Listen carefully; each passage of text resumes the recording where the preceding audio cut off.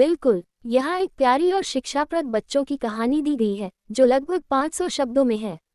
एक समय की बात है। एक गांव में रामू नाम का एक गरीब लकड़हारा रहता था। वह रोज सुबह जंगल में जाता, लकड़ियां काटता और उन्हें बाजार में बेचकर अपनी रोजी रोटी कमाता था। वह बहुत ईमानदार और मेहनती था। एक दिन की बात है, रामू जंगल में एक पेड़ काट रहा था।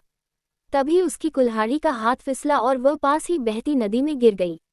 रामू बहुत परेशान हो गया, क्योंकि वही उसकी कमाई का एकमात्र साधन थी। रामू बैठकर रोने लगा और भगवान से प्रार्थना करने लगा, हे भगवान, मेरी मदद करो।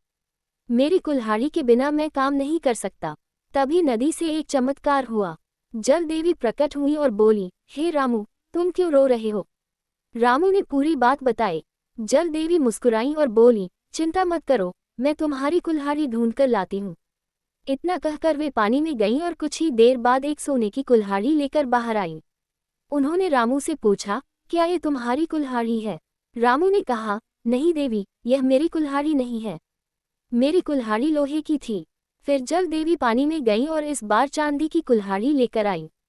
उन्होंने फिर पूछा, क्या ये तुम्हारी है? रामू ने फिर मना कर दिया, नहीं देवी, ये भी मेरी कुल्हाड़ी नहीं है। अंत में जल देवी पानी में गईं और लोहे की कुल्हाड़ी लेकर आईं। रामू की आंखों में चमक आ गई और वह बोला, हाँ देवी, यही मेरी कुल्हाड़ी है। जल देवी उसकी ईमानदारी से बहुत खुश हुई। उन्होंने कहा, तुम सच्चे और ईमानदार इंसान हो। इनाम में तुम ये सोने और चांदी की कुल्हाड़ियाँ भी रख लो। रामू बहुत खुश हुआ और धन्यवाद कहकर तीनों कुल्हाड़ियाँ लेकर घर लौट आया। ईमानदारी हमेशा फल देती है। चाहे परिस्थिति कैसी भी हो, हमें सच बोलना चाहिए और ईमानदारी से काम लेना चाहिए।